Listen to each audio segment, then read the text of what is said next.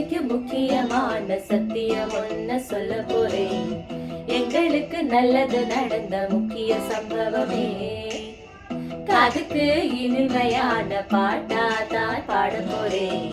மனசில் பட்டாம்பூச்சியே யாரோ நினையாத எங்களே மனசில் வச்சாரே, அழகா நெஞ்சிலே தூக்கி வச்சாரே. சிலுவையில் எங்களே நினைச்சு பார்த்தாரே, அதோட எங்களே வாழ வச்சாரே. எல்லாத்தையும் இருந்தோம், இப்ப இருக்க ஒண்ணுமில்லே. என்ன சந்தோஷம் இப்ப இயேசு எனக்குள்ள. ஐயோ என்ன செஞ்சோம் என்ன செஞ்சோம்.